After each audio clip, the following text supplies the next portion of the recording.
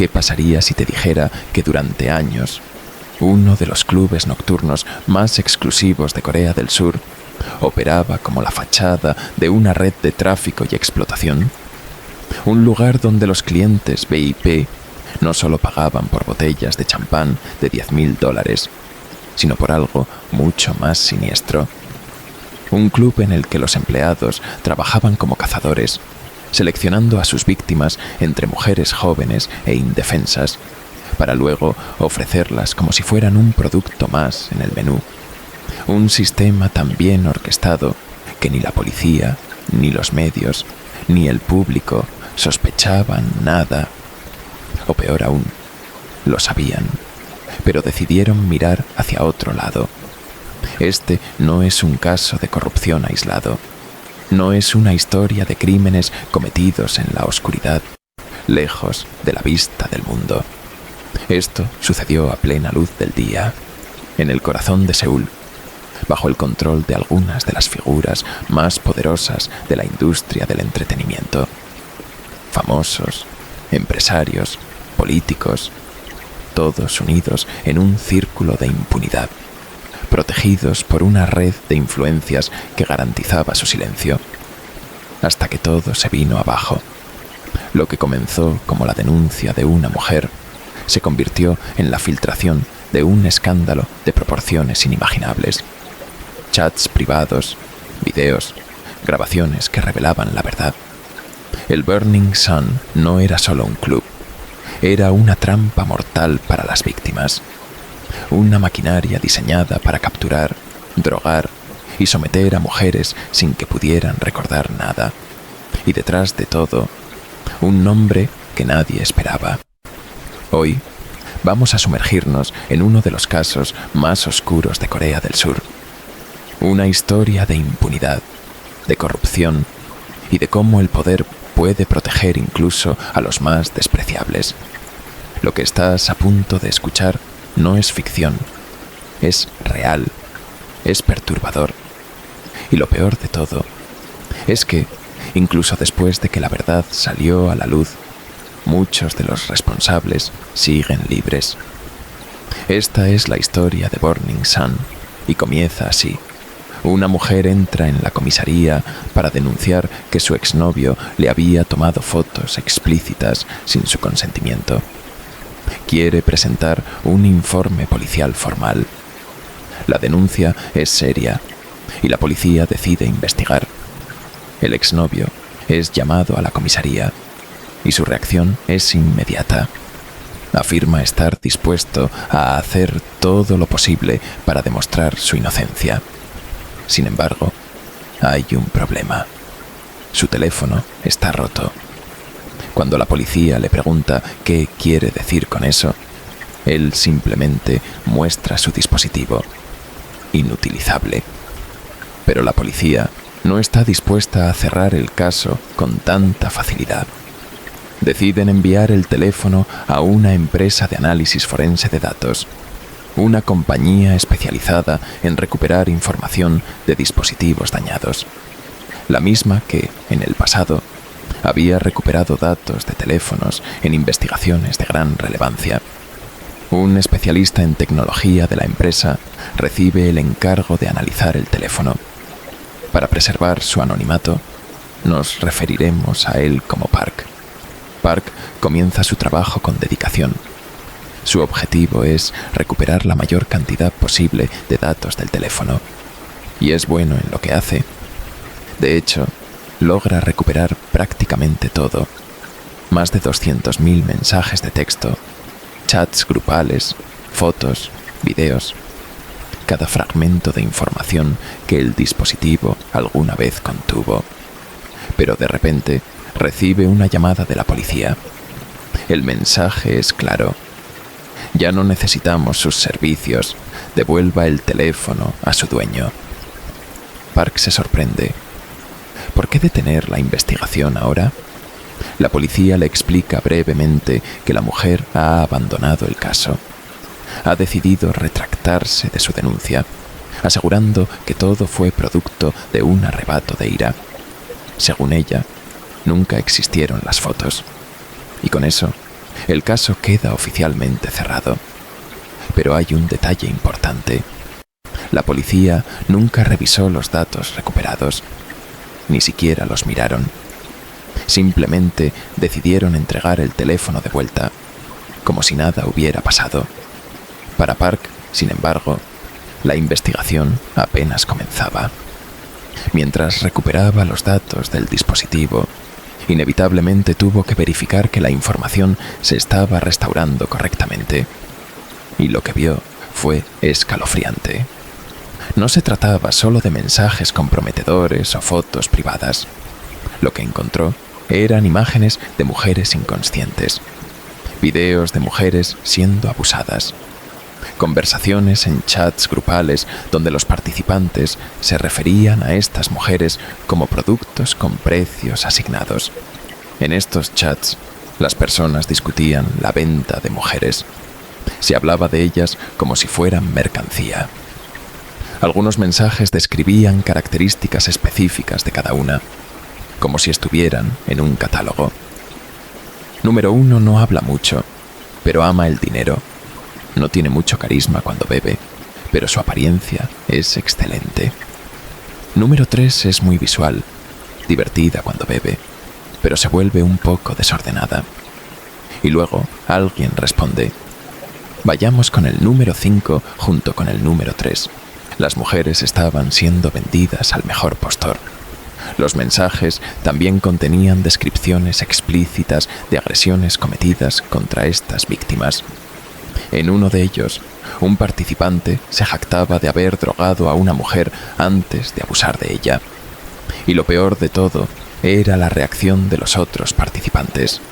Risas, burlas, comentarios como si se tratara de un chiste y no de crímenes atroces. Park comprendió que estaba frente a algo mucho más grande de lo que podía imaginar. No era solo un caso de fotos filtradas sin consentimiento.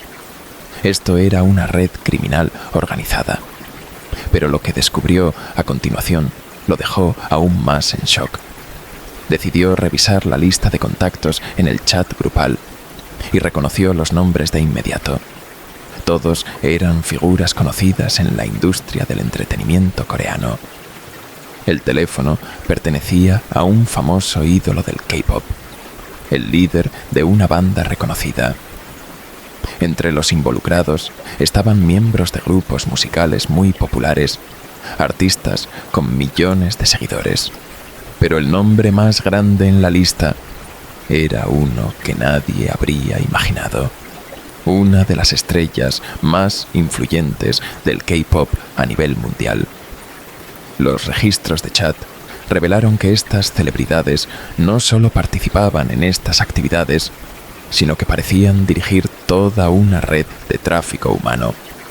Se compartían videos de mujeres siendo arrastradas fuera de clubes nocturnos, propiedad de una de estas celebridades. En un caso específico, una víctima intentaba desesperadamente llamar la atención de los empleados del club, golpeando las pantallas de sus computadoras portátiles mientras era arrastrada por el cabello. Nadie hizo nada. Nadie reaccionó. Lo peor fue descubrir que incluso la policía estaba involucrada. En uno de los mensajes, alguien advertía que las autoridades sabían quién había delatado. Había pruebas de que altos funcionarios de la policía eran clientes VIP de la red de tráfico. No había nadie a quien acudir. No había nadie que pudiera ayudar a las víctimas. Todos en la cima estaban implicados. Pero Park tomó una decisión. Sabía que si entregaba el teléfono sin más, todo quedaría en el olvido. Así que hizo una copia de cada mensaje, cada imagen, cada video. Guardó cada prueba en secreto. Y aunque en ese momento no podía hacer nada, 3 años después, todo saldría a la luz. El escándalo estalló cuando los archivos fueron publicados en Internet. Se reveló una de las redes de abuso y corrupción más impactantes en la historia del K-pop. Celebridades, empresarios y funcionarios de alto rango quedaron expuestos. El caso sacudió la industria del entretenimiento y provocó una indignación masiva. Pero, ¿fue suficiente para que se hiciera justicia? Este caso, que inicialmente se desarrolló en 2018, ha vuelto a resurgir en las noticias. La razón, nuevas evidencias y nuevas conexiones que han salido a la luz. Todo comenzó con una simple imagen en Instagram. 2 fotos, aparentemente inofensivas, tomadas en la misma villa en Bali. La primera foto mostraba una lujosa piscina privada rodeada de palmeras. La segunda era casi idéntica, pero tomada desde un ángulo ligeramente distinto. Ambas fotos fueron publicadas por mujeres diferentes, y pronto se descubriría que ambas estaban involucradas con el mismo hombre. Ese hombre era la exestrella del K-pop que había estado en el centro del escándalo. Un hombre que, tras haber sido condenado, había cumplido apenas 1 año y medio en prisión antes de quedar en libertad. Ahora estaba de vuelta, y lo que estas imágenes sugerían era que, lejos de haber cambiado, seguía moviéndose en los mismos círculos. La historia detrás de estas fotos se hizo viral rápidamente. Pronto, la gente comenzó a preguntarse ¿por qué alguien que había sido expuesto como parte de una red de tráfico y abuso estaba nuevamente en libertad? ¿Cómo era posible que estuviera llevando una vida normal, como si nada hubiera pasado? Los comentarios en redes sociales reflejaban la indignación de los seguidores. Muchos se preguntaban por qué este escándalo estaba siendo tratado como un simple caso de infidelidad, cuando en realidad se trataba de algo mucho más oscuro. La pregunta era inevitable. ¿Realmente se había hecho justicia? El caso sigue generando controversia. Y lo que comenzó como una simple denuncia en una comisaría terminó destapando una de las historias más perturbadoras en la industria del entretenimiento. La reacción del público fue de incredulidad. No podían creer que después de todo lo que había salido a la luz, este hombre estuviera de vuelta en los titulares, libre, como si nada hubiera pasado. La sorpresa no era solo porque hubiera salido de prisión, sino porque todavía había mujeres dispuestas a involucrarse con él, a viajar hasta Bali para estar con él, a pesar de que su club, Burning Sun, había sido expuesto como el epicentro de una red de tráfico y explotación.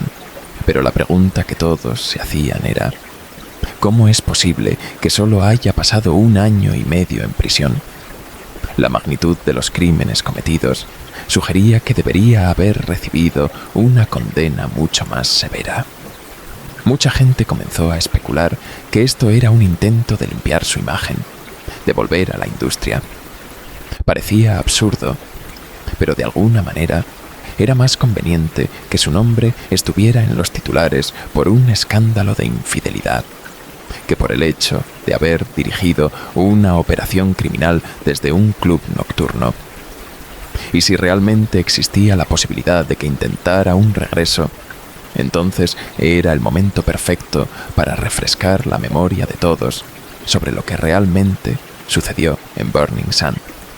La historia de Burning Sun, Rain Sun, no comenzó con una gran investigación policial ni con la denuncia de un periodista. Comenzó con una víctima, una mujer joven llamada M. Jong, que se despertó en una habitación desconocida con la sensación de que algo estaba terriblemente mal. Cuando abrió los ojos, su visión estaba borrosa. Intentó girar la cabeza para reconocer el lugar en el que estaba, pero no tenía idea de dónde se encontraba. Ni siquiera recordaba cómo había llegado ahí. De hecho, no recordaba nada de las últimas horas.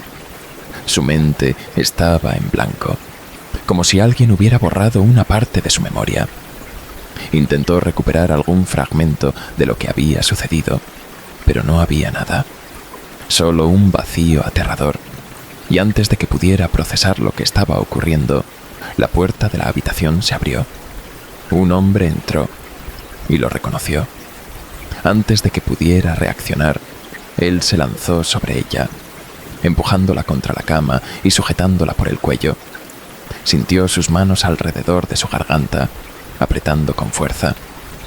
Intentó luchar, patearlo, morderlo, empujarlo, pero él era demasiado fuerte. Una de sus manos la estrangulaba mientras la otra cubría su boca para silenciar sus gritos. Cada vez que intentaba levantarse, él la empujaba con más fuerza contra la cama. Su cuello quedó doblado en un ángulo doloroso contra la cabecera. Cada vez que intentaba resistirse, el dolor se intensificaba. En un momento, sintió que su cuello estaba a punto de romperse. Después del ataque, logró soltarse y corrió al baño, donde vomitó un líquido espeso de color marrón oscuro. Era sangre. En ese momento, se dio cuenta de que no tenía ninguna oportunidad de escapar. Su cuerpo estaba exhausto, su mente en estado de shock. Lo único que podía hacer era intentar apelar a cualquier fragmento de humanidad que pudiera quedar en su agresor. Se arrodilló en el suelo, llorando, suplicando por su vida. Dijo que no iría a la policía, que solo quería volver a casa, que quería ver a su madre. El hombre se quedó mirándola y luego comenzó a reír. Se estaba divirtiendo con su desesperación y entonces le hizo una propuesta. Si se tomaba una selfie con él, la dejaría ir. Sacó su teléfono, encendió la cámara frontal y la obligó a sentarse sobre él. Ahora sonríe, le dijo. No sabía qué hacer. No entendía el propósito de todo esto. Pero en ese momento no tenía otra opción. Así que fingió una pequeña sonrisa. El hombre cumplió su palabra. Le arrojó la ropa a la cara y la empujó fuera de la habitación. Ella no esperó. Ni siquiera se tomó el tiempo de vestirse. Corrió por el pasillo del hotel, descalza, con su ropa en la mano. Era invierno en Corea del Sur. Nevaba y la noche estaba en su punto más frío. Pero no sentía el frío. Solo corría. Cuando llegó a la carretera principal, alzó la mano desesperadamente, tratando de detener un taxi. Necesitaba irse. Necesitaba alejarse de ahí lo más rápido posible. Un taxi se detuvo. Se subió y le dio su dirección al conductor con la voz entrecortada. Cuando el hotel desapareció en la distancia, el estado de shock comenzó a desvanecerse y se dio cuenta de algo. Todavía estaba desnuda de cintura para abajo. Se cubrió rápidamente con la ropa que tenía en la mano y notó que el taxista la observaba a través del espejo retrovisor. No sabía qué estaba pensando. La estaba juzgando. Sospechaba algo, pero en ese momento nada importaba. Lo único que importaba era llegar a casa. Cuando llegó, trató de calmarse y recomponer sus pensamientos, pero sabía que lo que había sucedido no estaba bien. Sabía que tenía que hacer algo. Así que fue a la estación de policía y presentó una denuncia. Les mostró los moretones en su cuerpo, los cortes, las marcas que él le había dejado. Quería una prueba de drogas. Estaba segura de que le habían dado algo, pero cuando llegaron los resultados, no había rastro de drogas en su sistema, y en ese momento todo cambió. La policía dejó de tratarla como una víctima y comenzó a tratarla como una mentirosa. De repente, el tono de los oficiales cambió. Sus miradas eran diferentes. Comenzaron a hacerle preguntas condescendientes. ¿Estás segura de que realmente pasó? Escuchamos que los vieron en un club juntos. Dijeron que parecían estar muy cercanos. Él es de una familia adinerada. ¿Estás segura de que esto no es solo un malentendido? Para la policía, el hecho de que no hubiera drogas en su sistema significaba que no había pruebas. No importaban sus heridas, ni el hecho de que tenía lagunas en su memoria. No importaba que hubiera huido del hotel en pleno invierno, semidesnuda y aterrada. Lo único que importaba era que el hombre al que estaba acusando era rico. Su agresor tenía un nombre. Se llamaba Chab Rakul. Era hijo de políticos influyentes de Tailandia. Se hacía llamar hombre de negocios, pero en realidad era un nepo baby con acceso ilimitado a dinero y poder. Cuando M. Young insistió en su denuncia, la policía la miró como si fuera una criminal, como si estuviera inventando una historia para aprovecharse de un hombre rico. Y entonces, la pregunta que la atormentó fue: ¿por qué estaban protegiéndolo? ¿Por qué ni siquiera se molestaban en investigar? La respuesta llegó pronto. Burning Sun no era solo un club nocturno. Era el punto de encuentro de una red de tráfico que operaba con la complicidad de personas poderosas. La policía no solo protegía a Chab Rakul, estaban protegiendo algo mucho más grande. Y lo que comenzó como la historia de una víctima se convertiría en el caso que destaparía la corrupción más profunda de la industria del entretenimiento y la élite de Corea del Sur. M. Young estaba desesperada por encontrar pruebas de lo que le había sucedido. Insistió en que la policía revisara las cámaras de seguridad del hotel. Necesitaba demostrar que no había entrado voluntariamente con ese hombre. Pero cuando finalmente obtuvieron las imágenes, sintió que el suelo desaparecía bajo sus pies. Lo que vio en la grabación no tenía sentido. Ahí estaba ella, caminando junto a Chab Rakul. No parecía forzada, no se tambaleaba, ni siquiera parecía desorientada. Caminaba con paso firme, estable. En un momento, incluso sonrió. ¿Cómo era posible? No tenía recuerdos de haber ido allí por su cuenta. No recordaba haber caminado con él, haber sonreído, haber tenido una conversación animada. Y sin embargo, ahí estaba en la grabación, actuando como si nada estuviera mal. Cuando las imágenes fueron filtradas a los medios, la historia cambió por completo.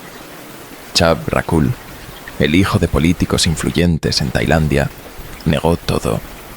Se presentó en entrevistas alegando que era víctima de una acusación infundada. Dijo que la situación era injusta, que nunca había forzado a nadie a nada. Las imágenes del hotel se convirtieron en su principal argumento de defensa. Estaba completamente consciente, decía. Las cámaras lo muestran todo. No usé ninguna fuerza, no la obligué a nada. Caminó a mi lado, sonrió, se divirtió. La narrativa en los medios cambió rápidamente. M. Young pasó de ser una víctima a ser retratada como una mentirosa oportunista. Comenzaron a circular teorías de que había seducido a Chab, de que había tomado una foto con él por diversión, y luego, al descubrir que era rico, había decidido acusarlo para sacarle dinero. La imagen que usaron para desacreditarla fue precisamente la selfie que él le obligó a tomarse.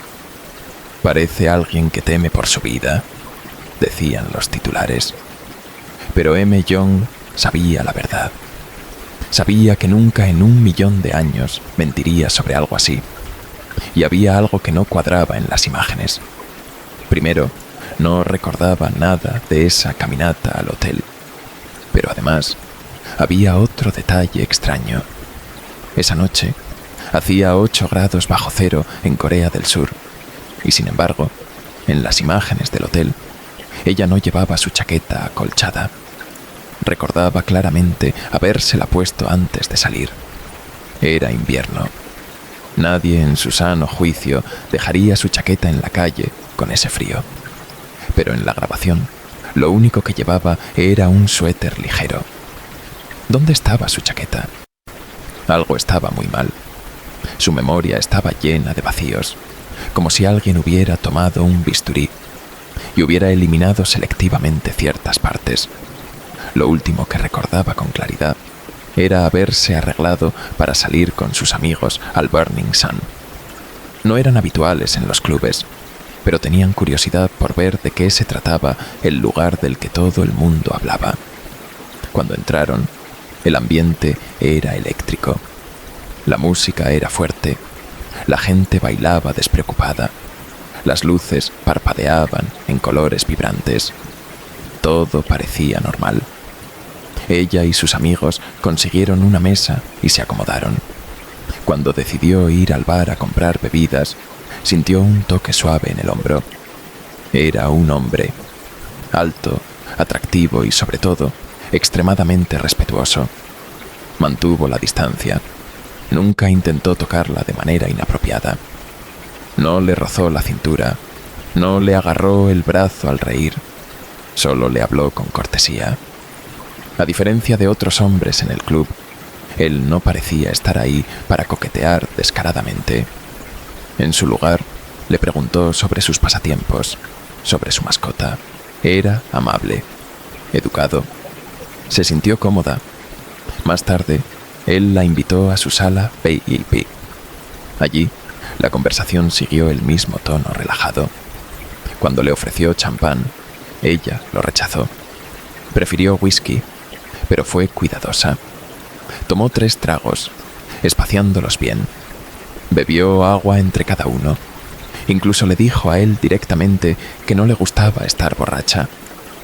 Él asintió con comprensión. Fue tan considerado que incluso le pasó vasos de agua para asegurarse de que no se sintiera mareada. Pero de repente, algo cambió. En medio de su conversación, sintió como si su cuerpo ya no le respondiera. Su visión se volvió borrosa. Su mente se nubló. No era la sensación normal de estar ebria. No tenía sentido. Había sido cuidadosa. Había bebido agua. Sabía exactamente cuánto alcohol podía manejar. Pero ahora, sus párpados pesaban como plomo. Intentó parpadear para despejarse, pero su cuerpo no reaccionaba. Quiso moverse, levantar un brazo, un dedo, nada. La última imagen que quedó grabada en su memoria fue la voz del hombre hablándole en un tono distorsionado. «Tienes que hacerme feliz hoy», murmuró, y luego todo se volvió negro. Cuando despertó, estaba en la habitación del hotel, con un hombre encima de ella. Fue entonces cuando M. Young comprendió que no había sido solo ella. El Burning Sun no era solo un club nocturno de lujo. Había rumores, historias que sonaban como anécdotas de internet sobre mujeres que conocían a empresarios extranjeros y terminaban en relaciones de ensueño. Pero lo que realmente ocurría allí era algo mucho más siniestro. Había un código. Dentro del club, el término agua no significaba agua. Para los empleados, agua significaba mujeres. Buena agua significaba mujeres hermosas. Mujeres promedio eran solo guarniciones, algo secundario. El objetivo del Burning Sun era encontrar a las mujeres más atractivas, hacerlas beber hasta que perdieran la conciencia y entregarlas a los VIP. Los empleados recibían enormes propinas por ello. Se comunicaban en chats grupales en tiempo real, asegurándose de que los clientes importantes obtuvieran su agua. Las mujeres eran tratadas como mercancía. Si una de ellas se resistía o no bebía lo suficiente, los empleados la persuadían, la rodeaban, le ofrecían más tragos. No se trataba de fiestas exclusivas. Era un sistema organizado para drogar y explotar mujeres. Y M. Young acababa de darse cuenta de que había sido una de ellas, y que todo estaba diseñado para que nunca pudiera probarlo. Burning Sun no era solo un club. Era un negocio que operaba en 2 niveles: la fachada legal y la red clandestina que lo sostenía. La parte visible era la de un club exclusivo, frecuentado por celebridades y la élite de Corea del Sur. Un lugar donde la extravagancia era la norma y donde gastar decenas de miles de dólares en una noche No era algo fuera de lo común. Pero detrás de esa imagen de lujo y desenfreno, había otra operación funcionando en paralelo. Una que estaba construida sobre el abuso sistemático, la explotación y el tráfico de mujeres. La clave del negocio clandestino era la forma en que se seleccionaban a las víctimas. Se creaba un catálogo de mujeres, muchas de ellas grabadas en estado de inconsciencia, y se enviaban imágenes y videos a los clientes VIP. Cada víctima tenía un precio. Los clientes podían elegir a quién reservar, y si más de un VIP estaba interesado en la misma mujer, se organizaban subastas en las que ganaba el mejor postor. Era un mercado, pero no de bienes o servicios, de personas. El modelo era tan descarado que pasaba desapercibido precisamente porque se hacía a plena vista. Burning Sun tenía la reputación de ser un lugar caótico, un sitio donde todo podía pasar. Si alguien escuchaba una historia escandalosa sobre el club, la reacción habitual no era sorpresa ni indignación, sino resignación. Es lo que pasa en Burning Sun. Era parte de su imagen, de su atractivo. El club era propiedad de una celebridad muy conocida, y Hong Lee, apodado el Gran Gatsby de Corea del Sur, pero no por su amor a la literatura, sino porque su vida era un espectáculo de fiestas extravagantes, excesos y conexiones con la élite del entretenimiento y la política. No había límites en lo que estaba dispuesto a gastar para alimentar su imagen. En su cumpleaños, reservó un resort entero en Filipinas y voló a más de 150 celebridades, hijos de políticos y empresarios de toda Asia, para festejar durante 4 días. Gastó cientos de miles de dólares en fiestas, fuegos artificiales y alcohol. Su fortuna parecía inagotable. Y cuando abrió Burning Sun, vendió la idea de que cualquier persona con el dinero suficiente podía experimentar ese estilo de vida. Al principio, todo parecía ser solo un club nocturno exclusivo. Había historias de jóvenes que gastaban el dinero de sus padres en una noche de fiesta desenfrenada, como la menor de edad que robó la tarjeta de crédito de su madre y gastó una fortuna en el club. Cuando la madre llegó furiosa a Burning Sun para confrontarla, los guardias la sacaron a la fuerza y la arrestaron. Pero había rumores de que no era solo una adolescente rebelde con una identificación falsa. Algunas teorías sugerían que Burning Sun estaba atrayendo intencionalmente a chicas menores de edad para convertirlas en objetivos. Las historias seguían saliendo a la luz. Una mujer acudió al club con su novio, creyendo que así estaría segura. Pero fue su propio novio quien la drogó. La llevó a un hotel y la agredió mientras la grababa. Cuando presentó una denuncia, él lo negó todo. Por supuesto que consintió. «Es mi novia», dijo. Y cuando los efectos de la droga desaparecieron, ella no recordaba nada. No fue el único caso. Otra mujer, conocida como la señorita K, fue llevada a una habitación de hotel por un hombre que había conocido en Burning Sun. Cuando abrió la puerta, vio a otra mujer inconsciente en el sofá, mientras un hombre la tocaba. Cuando él la vio, se rió y dijo: «Es mi novia. Está muy borracha». Pero algo en la escena no tenía sentido. La chica no solo parecía ebria, parecía drogada. Cuando la señorita K llamó a la policía, su respuesta fue fría. Técnicamente, ¿qué crimen se cometió aquí? No importaba que fuera evidente que la mujer no estaba en condiciones de dar su consentimiento. Una y otra vez, la policía respondía con indiferencia. Es lo que pasa en Burning Sun. Para muchos, el club se había convertido en una especie de mito. Algunos lo veían como un símbolo del lujo desmedido de la élite. Otros como un lugar donde las reglas no existían. Sarah, una joven que nunca había ido al Burning Sun, empezó a sentir curiosidad. Sus amigos hablaban del club como si fuera una experiencia única. Algunos de ellos, personas introvertidas que normalmente odiaban salir de casa, regresaban diciendo que nunca se habían sentido tan libres y extrovertidos. ¿Cómo podía un club cambiar tanto la personalidad de la gente?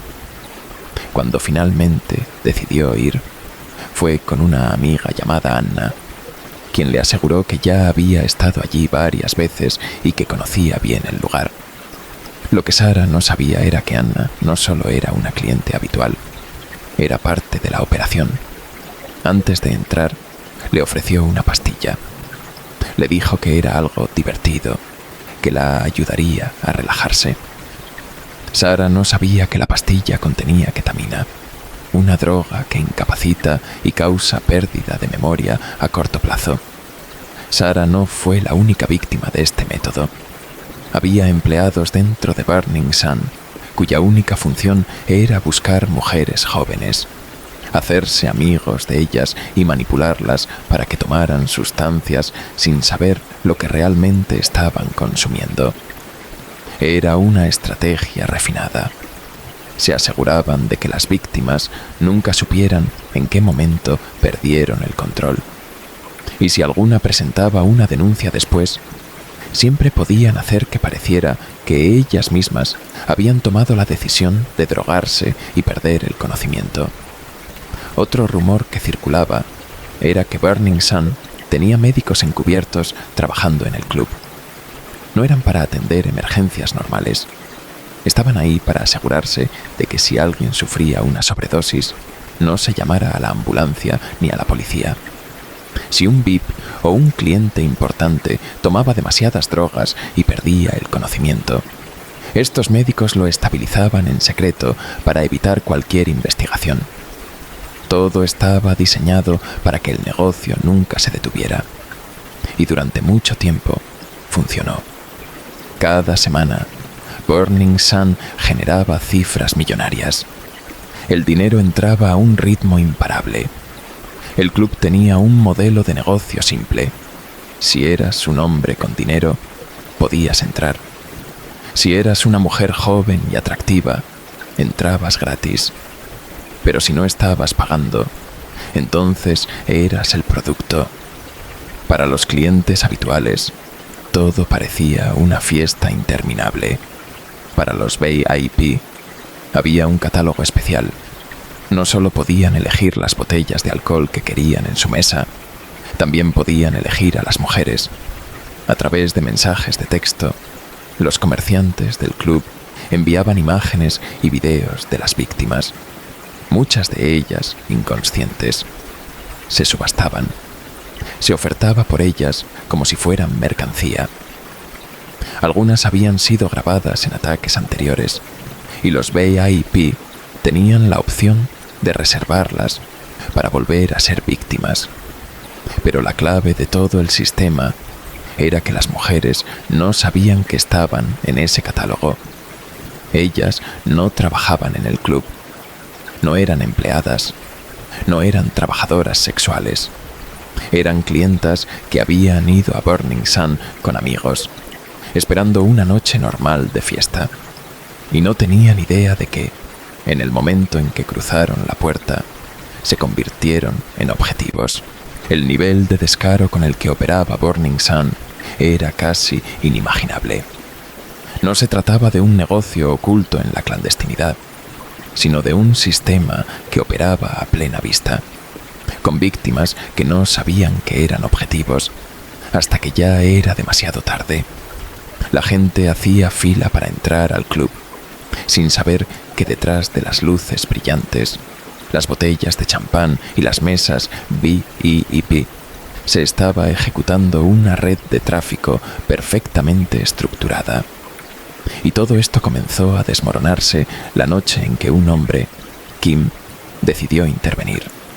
Era el 24 de noviembre de 2018. Kim, de 29 años, había ido a Burning Sun con un grupo de amigos para celebrar un cumpleaños. La noche era especial porque era el primer Snow Tune del año en Corea del Sur. Un momento simbólico donde la gente pide deseos y pasa tiempo con sus seres queridos. En medio de la fiesta, Kim decidió salir un momento para ver la nieve caer. Fue entonces cuando vio algo que le hizo detenerse en seco. A pocos metros de la entrada del club, un hombre arrastraba a una mujer medio inconsciente. Ella parecía estar tratando de resistirse, aferrándose a cualquier cosa para evitar ser llevada. No era difícil de entender. Esto no era consensual. Kim no dudó en actuar. Se interpuso en el camino del hombre y trató de detenerlo. Pero este hombre no era cualquier cliente. Era un VP de Burning Sun. Y lo que Kim no sabía era que en Burning Sun, interferir con los clientes VIP tenía consecuencias. Los empleados del club, molestos porque Kim estaba interfiriendo con alguien que les dejaría una gran propina, actuaron de inmediato. Lo arrastraron afuera y comenzaron a golpearlo. Todo esto ocurrió a plena vista, justo en la entrada del club, frente a las cámaras de seguridad. Uno de los ejecutivos del club fue quien lideró la agresión. Primero, hizo tropezar a Kim con el pie. Luego, lo agarró del cabello y comenzó a golpearlo en la cara una y otra vez. Uno de los guardias de seguridad intentó detener la golpiza, pero el ejecutivo no tenía intención de detenerse.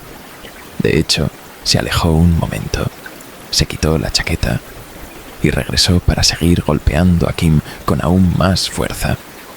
Kim intentó levantarse, pero tenía 3 costillas rotas. El dolor era insoportable. Cuando la golpiza finalmente terminó, Kim quedó tirado en la calle, herido y en estado de shock. Pero también estaba furioso. Llamó a la policía. Los oficiales llegaron 12 minutos después.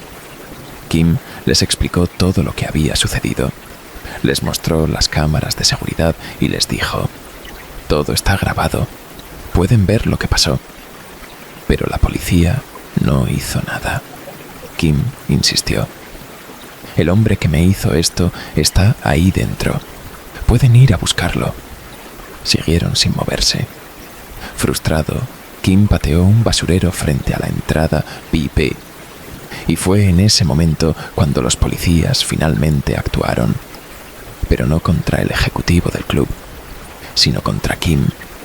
Lo esposaron, lo tiraron al suelo y lo arrestaron. Mientras lo arrastraban, los empleados del club ayudaban a la policía a someterlo.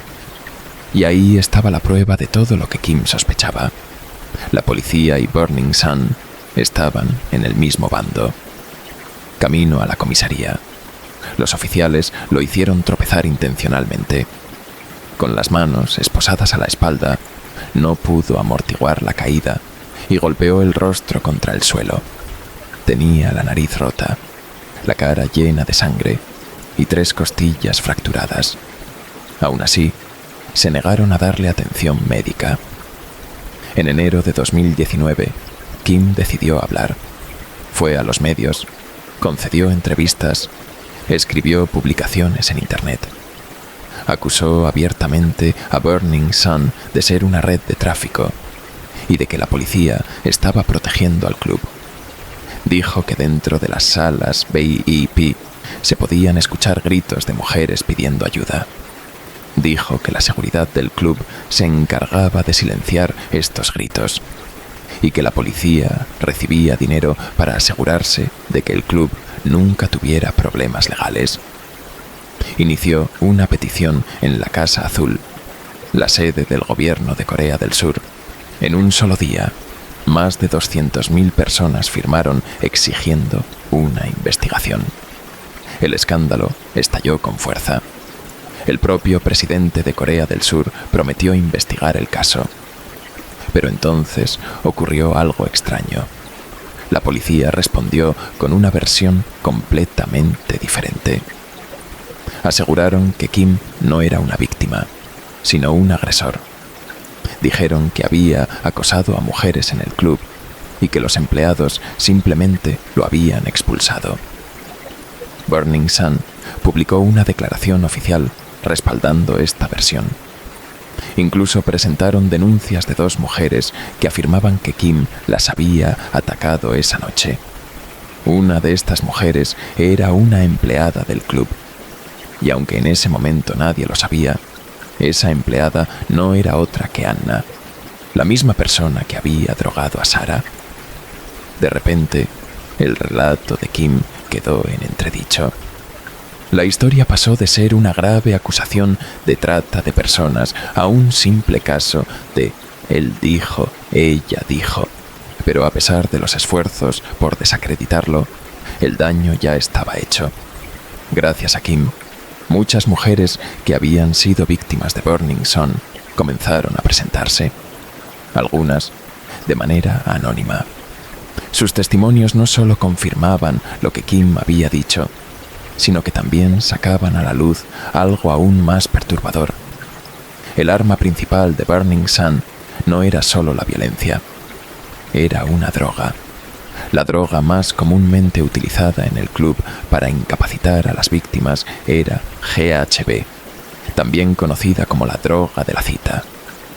Era perfecta para lo que Burning Sun necesitaba. Era incolora, inodora e insípida.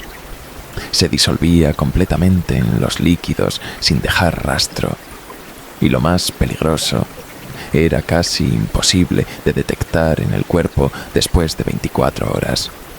Para cuando una víctima se daba cuenta de lo que le había sucedido y acudía a la policía, ya no quedaba ninguna prueba en su sistema.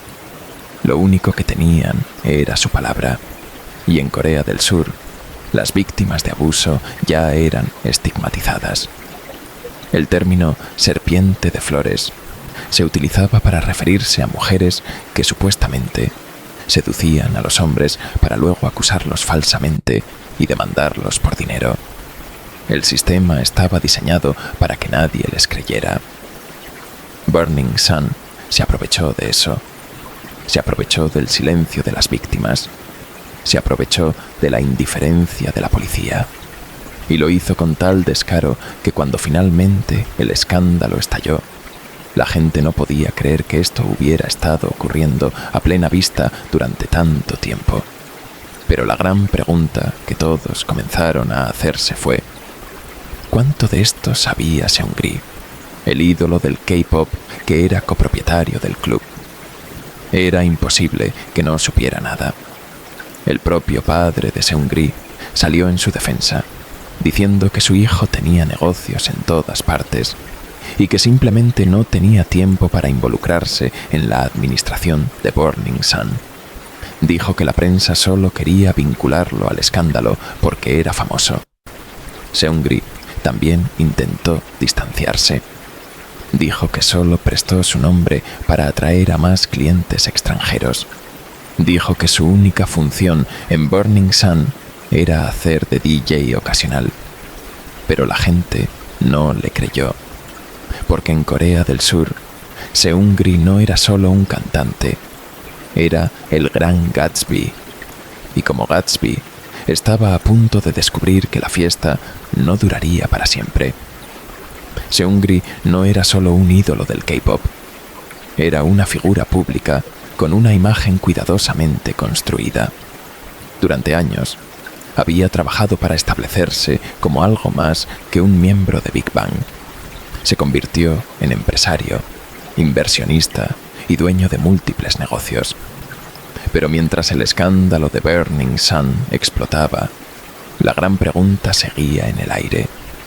¿Realmente no sabía nada? Para sus fans, la respuesta era un rotundo no. Para ellos, Seungri era el tipo de persona que se sorprendía cuando alguien le ofrecía jabón hecho con leche materna en un programa de televisión. ¿Cómo podía alguien así estar involucrado en una red de tráfico? Pero cuando comenzaron a filtrarse los mensajes de los chats grupales, la versión de Seungri como un empresario inocente empezó a derrumbarse. El 26 de febrero de 2019, los primeros mensajes de los chats grupales de Burning Sun fueron publicados, y con ellos varias celebridades comenzaron a caer. Los nombres que aparecieron en esos chats no eran solo los de empleados o inversionistas del club, eran ídolos del K-pop, figuras reconocidas en toda Corea del Sur. Troy Jong-hun, de FT Island, e Jong-han, vocalista de CN Blue, Kwon Hyun, hermano de Yuri de Girls' Generation, y, por supuesto, Seungri. Pero había otro nombre que destacaba entre todos: Jung Jun-young. Jae-chi-chae, como se le conocía en la industria, era más que solo un cantante. Era un multijugador, como le llamaban en Corea. Cantante, presentador de televisión, personalidad mediática. Era conocido por tener una personalidad carismática, salvaje, el tipo de invitado ideal para cualquier programa de variedades. Pero detrás de esa imagen escondía un secreto que lo conectaba directamente con el caso de Burning Sun. Jung Jun-young nunca abandonó los chats grupales. Mientras otros intentaban cubrir sus huellas, él se quedaba hasta el último momento. No quería perderse ni una sola imagen, ni un solo video de mujeres inconscientes siendo victimizadas. Cuando su exnovia lo denunció por grabarla sin su consentimiento, entregó su teléfono a los expertos en recuperación de datos. Pensó que si lo destrozaba, todo estaría resuelto. Pero no fue así. El equipo de tecnología que recibió su teléfono era el mismo que había recuperado los datos de los teléfonos de las víctimas de otros casos de abuso. Sabían lo que hacían. Y lo que encontraron no solo confirmó la denuncia de su exnovia, expuso toda la operación. En uno de los programas en los que Jung Jeon-young había participado años antes, otro ídolo lo mencionó en tono de broma. Habló de su teléfono dorado. En ese momento, la gente no le prestó demasiada atención, pero cuando se revelaron los mensajes de los chats, quedó claro lo que realmente significaba ese teléfono dorado. No era un simple apodo. Era la prueba de que Jung Jun-young tenía en su poder años de evidencia incriminatoria. Cuando los mensajes comenzaron a salir a la luz, las conexiones se volvieron imposibles de ignorar. Seungri intentó distanciarse. Afirmó que no tenía idea de lo que pasaba dentro de Burning Sun, que solo prestó su imagen para atraer clientes, que nunca había participado en las actividades ilegales del club. Pero los mensajes decían lo contrario. En los chats grupales, Seungri no solo participaba, era uno de los organizadores. Se refería a las víctimas como productos. Hablaba de reservas, como si estuviera manejando un negocio legítimo. Discutía estrategias para atraer a más VIPs y asegurarse de que tuvieran buen servicio. Y la policía no tardó en descubrir más, porque Seungri no solo estaba involucrado en Burning Sun. Los mensajes revelaron que tenía conexiones con figuras poderosas en la política y los negocios, corrupción policial, funcionarios de alto rango protegiendo el club, empresarios extranjeros involucrados en la compra de mujeres. Y con cada nueva revelación, la imagen de Seungri como el gran Gatsby de Corea del Sur se desmoronaba. Mientras la investigación avanzaba, la presión sobre las autoridades aumentó. El escándalo se había vuelto demasiado grande para ignorarlo. Seungri, Jung Jun-young y varias celebridades fueron interrogadas. Algunos intentaron negar su participación. Otros, como Jung Jun-young, terminaron admitiéndolo todo. El teléfono dorado no solo destruyó su carrera, fue la pieza clave que derrumbó toda la red de Burning Sun. El caso dejó al descubierto lo que muchos en la industria del entretenimiento y la política ya sabían, pero que nadie se había atrevido a exponer. Una red donde la corrupción, El abuso y la impunidad estaban profundamente arraigados. Pero la gran pregunta seguía sin respuesta. ¿Cuánto tiempo había estado ocurriendo esto sin que nadie hiciera nada? Y lo más importante, ¿cuántos más estaban involucrados? Los mensajes de los chats grupales fueron la prueba definitiva. Seungri no solo sabía lo que estaba pasando en Burning Sun, era una pieza clave en la operación. En los mensajes se veía claramente que él organizaba encuentros para los inversores VIP, asegurándose de que recibieran todo lo que quisieran. Pedía explícitamente que se seleccionaran chicas fáciles, aquellas que no pondrían resistencia. Los empleados le respondían con detalles sobre qué mujeres estaban disponibles, qué tipo de clientes preferían y cómo debían ser tratadas. Era una red perfectamente estructurada. No había margen para la duda. Seungri estaba dirigiendo la logística de un negocio basado en la explotación de mujeres. Las conversaciones revelaban que los clientes VIP podían solicitar mujeres como si estuvieran eligiendo de un catálogo. Seungri organizaba eventos privados para ellos, pidiendo específicamente buenas chicas que pudieran hablar japonés. La forma en que hablaban de las víctimas era aterradora. Bromeaban sobre su estado, diciendo que ni siquiera recordaban con quién habían estado. Incluso se referían a ellas con términos inhumanos, como si fueran mercancía. Pero quizás el mensaje más perturbador de todos fue el que hacía referencia a mujeres de consuelo, un término que tiene un significado profundamente doloroso en la historia de Corea del Sur. Durante la Segunda Guerra Mundial, miles de mujeres coreanas fueron obligadas por el gobierno japonés a trabajar en burdeles militares. Sufrieron abusos inimaginables a manos de soldados.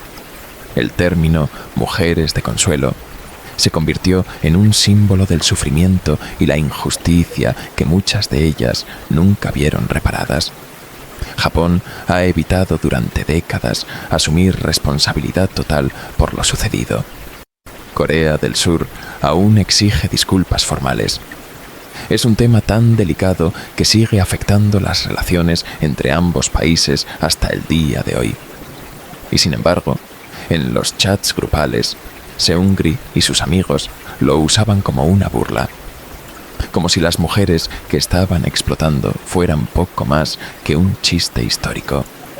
Para muchos, ese fue el punto de quiebre. Incluso más allá de los crímenes que estaban cometiendo, la forma en que hablaban de las mujeres era simplemente inhumana. La indignación pública creció. Los fans que antes defendían a Seungri comenzaron a retractarse. No solo estaban decepcionados, se sentían traicionados. Mientras todo esto ocurría, la presión sobre la policía aumentaba. El caso de Burning Sun ya no era solo un escándalo de la industria del entretenimiento, era un escándalo nacional. La gente exigía respuestas. Seungri intentó negar su participación, pero los mensajes eran demasiado contundentes. Cada vez más personas exigían su arresto. Pero había un problema. ¿A quién podían acudir si incluso la policía estaba involucrada?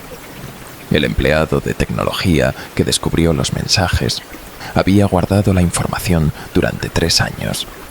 Algunas personas lo criticaban por no haberla entregado antes, pero en Corea del Sur, enfrentarse a figuras de alto poder no es fácil, especialmente cuando la corrupción llega hasta la policía. Si entregaba los datos a las autoridades equivocadas, su vida estaría en peligro. Podría perder su empleo. Sería demandado hasta quedar en la calle. Y lo peor de todo, Burning Sun seguiría funcionando. Finalmente, decidió entregar la información a la Comisión de Derechos Civiles en lugar de a la policía. Esa decisión lo cambió todo, porque si hubiera ido directamente a la policía, la evidencia probablemente habría sido destruida. Pero ahora, la información estaba en manos de una entidad independiente, y una vez que salió a la luz, ya no hubo manera de encubrirla. Las autoridades tuvieron que actuar. Se abrieron investigaciones. Seungri, Jung Jun-young y otros involucrados fueron llamados a declarar, y la gente quería verlos caer. Pero no todos enfrentaron las consecuencias de la misma manera. Muchos de los inversores extranjeros simplemente abandonaron Corea del Sur antes de que las investigaciones avanzaran. La empresaria taiwanesa que poseía el 20% de Burning Sun huyó del país. Los dueños de negocios que estaban involucrados también desaparecieron. Quedaban solo los coreanos. Y aunque la atención mediática estaba en las celebridades, los investigadores también comenzaron a seguir el rastro del dinero, porque Burning Sun no solo era una red de explotación, también era un esquema financiero turbio. La evasión fiscal de Seungri era solo la punta del iceberg. Su franquicia de ramen estaba generando ingresos sospechosamente altos. Se descubrió que estaba lavando dinero a través de ella. También trató de registrar Monkey Museum, un club nocturno, como si fuera un restaurante para pagar menos impuestos. Todo indicaba que la corrupción en Burning Sun iba más allá de los crímenes de explotación. Era una red bien organizada de fraude financiero, sobornos y lavado de dinero. Pero incluso con todas estas pruebas, la gran pregunta seguía sin respuesta. ¿Realmente todos los involucrados pagarían por sus crímenes? El escándalo había sacudido la industria del entretenimiento coreano hasta sus cimientos. Los fans comenzaron a exigir que todas las personas involucradas fueran castigadas. El nombre de Seungri, una vez sinónimo de éxito, se convirtió en un símbolo de corrupción y decadencia. Pero mientras los titulares se centraban en él y en los ídolos involucrados, muchos temían que las personas con más poder, los políticos, empresarios y policías corruptos, salieran impunes. Porque al final del día, estos eran los hombres que realmente dirigían el negocio, los que aseguraban que Burning Sun pudiera operar sin problemas, los que permitieron que todo esto ocurriera a plena vista. El escándalo de Burning Sun no solo reveló el lado más oscuro del entretenimiento coreano, expuso el nivel de corrupción que permitía que estos crímenes siguieran ocurriendo, y dejó una pregunta en el aire. Si esto pasó en Burning Sun, ¿en cuántos otros lugares podría estar ocurriendo lo mismo? El caso de Burning Sun fue expuesto. Seungri estaba directamente involucrado. Los mensajes, las pruebas, los testimonios, todo señalaba su participación en la organización y facilitación de los crímenes cometidos dentro del club. Pero en lugar de enfrentar las consecuencias, Seungri decidió tomar otro camino. Anunció su retiro de la industria del entretenimiento. Lo hizo con una declaración que no cayó nada bien. No pidió disculpas, no mostró arrepentimiento. Dijo que se retiraba porque la situación se había convertido en una gran controversia social y que lo estaban tratando como un traidor nacional. Parecía más molesto por la atención mediática que por los crímenes que habían salido a la luz. Como si todo esto no fuera más que una exageración del público. Nance odió su declaración. Parecía que intentaba desviar la responsabilidad. Y como si eso no fuera suficiente, agregó que era un buen momento para alistarse en el ejército. Un intento obvio de evitar las repercusiones del caso. En Corea del Sur, el servicio militar es obligatorio para todos los hombres, pero lo que muchos veían era que Seungri intentaba usarlo como un escape, como si enlistarse fuera una forma de limpiar su imagen. La gente no lo compró.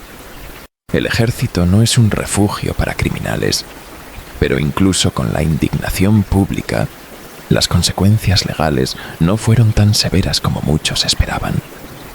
Jung Jun-young, quien fue una de las figuras clave en la red, fue sentenciado a 5 años de prisión. Choi Jong-hun, otro ídolo involucrado, recibió 2 años y medio. El hermano de Yuri, The Girls' Generation, fue sentenciado a 4 años. Y Seungri, a pesar de tener múltiples cargos en su contra, fue declarado culpable de los 9 delitos que se le imputaron y sentenciado a 3 años de prisión. Sin embargo, apeló la sentencia y la redujeron a 1 año y medio. Y aquí es donde todo se vuelve aún más frustrante. En Corea del Sur, si cumples menos de 1 año y medio en prisión, puedes solicitar un cumplimiento silencioso.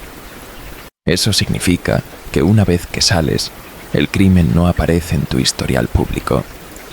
Seungri fue sentenciado a exactamente 1 año y medio, y de alguna manera logró salir 2 días antes. 2 días que fueron suficientes para que su registro quedara limpio. Legalmente, su pasado quedó borrado, pero la gente no olvida. Hoy, Seungri está en libertad. Ha sido visto en discotecas, en Bali, rodeado de mujeres. Y aunque la mayoría de la gente lo desprecia, todavía hay quienes lo defienden. Algunos comentarios dicen que ya pagó el precio de sus errores y que merece una segunda oportunidad. Pero la mayoría no está de acuerdo. Los castigos fueron demasiado leves. Las víctimas de estos crímenes vivirán con el trauma toda su vida. Ellos, en cambio, pasaron apenas un par de años en prisión. Incluso los policías corruptos involucrados en el encubrimiento solo fueron despedidos. Los de menor rango, al menos. Porque los funcionarios de alto nivel, ellos ni siquiera fueron investigados. No les pasó absolutamente nada. Y luego está Kim, el denunciante, el hombre que intentó ayudar a una mujer en la puerta del Burning Sun y que terminó brutalmente golpeado por los empleados del club. El mismo hombre que expuso la corrupción policial. Kim, quien inició la petición que reunió más de 200.000 firmas en un solo día, también fue arrestado. Fue acusado de abusar de 3 hombres y acosar a personas dentro del club. Algunos creen que tenía su propio historial de comportamiento problemático, pero muchos otros creen que todo esto fue una represalia por haber expuesto Burning Sun. Lo sentenciaron a 1 año de prisión, mientras que los verdaderos responsables salieron con apenas una palmada en la muñeca. El caso de Burning Sun reveló mucho más que una red de tráfico. Mostró hasta qué punto la sociedad coreana sigue culpando y avergonzando a las víctimas de agresión. Muchas mujeres no se presentaron por miedo a que las juzgaran, a que les preguntaran: ¿por qué fuiste a un club? Bueno, si bebiste, ¿qué esperabas? ¿Por qué te pusiste esa ropa? Ese es el problema. Las víctimas son constantemente cuestionadas, mientras que los agresores siguen caminando libres. Pero hay algo más, algo que hace que este caso sea aún más indignante. En el sistema legal coreano, drogar a una víctima para cometer un crimen no hace que el delito sea más grave. De hecho, en algunos casos, lo hace más difícil de probar. Porque si la víctima estaba inconsciente, si no recuerda lo que pasó, si no puede dar un testimonio claro, los abogados defensores pueden argumentar que no hay suficiente evidencia. Y los jueces pueden reducir las sentencias. Eso es lo que ocurrió en Burning Sun. Eso es lo que permitió que tantas personas salieran con sentencias ridículamente cortas. Y en cuanto al club, Burning Sun cerró oficialmente en 2019. El hotel donde estaba ubicado fue vendido en 2021. Ahora será un edificio de apartamentos, como si nunca hubiera pasado nada ahí. Pero la gente no olvida. El escándalo también sacudió a la industria del entretenimiento. Jang Hyun-suk, el cofundador de Y Entertainment, la agencia detrás de Big Bang, renunció como CEO. Se alega que la compañía perdió cerca de $100 millones en inversiones debido al caso de Burning Sun. El impacto económico fue enorme, pero el daño a la confianza del público fue aún mayor. Recientemente, Choi Jong-hun, uno de los ídolos involucrados, fue liberado de prisión. Un equipo de paparazzi lo encontró en la iglesia con su madre. Cuando intentaron entrevistarlo, su reacción fue patética. Se aferró a su madre, casi llorando, llamándola como un niño pequeño. Su madre, en lugar de reconocer lo que su hijo había hecho, gritó a los reporteros que Dios los castigaría por seguir molestándolos. Este tipo de comportamiento es algo que muchos en Corea rechazan. Usar la religión como un escudo para evitar asumir responsabilidades. Intentar jugar el papel de la víctima cuando en realidad eres el agresor. Pero no funcionó. Nadie les creyó. Y aquí es donde todo se vuelve aún más irónico. Cada gran grupo de K-pop tiene un nombre para sus fans. Los fans de BTS son ARMY, los de Blackpink, Blinks, los fans de Big Bang eran llamados VIPs, porque Big Bang decía que sus fans eran personas muy importantes. Pero al final, los únicos VIPs de Seungri fueron los clientes que pagaban por explotar mujeres en su club. Burning Sun nunca debería ser olvidado. El hecho de que algunos de los responsables sigan libres, el hecho de que las víctimas nunca recibieran verdadera justicia, es un recordatorio de lo rota que puede estar la sociedad cuando se trata de castigar a los poderosos. Pero tal vez la peor parte es esta. Si pasó en Burning Sun, si fue tan fácil operar a plena vista, ¿cuántos otros lugares existen, en Corea del Sur y en el mundo, donde cosas como esta siguen ocurriendo sin que nadie haga nada? Manteneos a salvo. Nos vemos en el próximo episodio.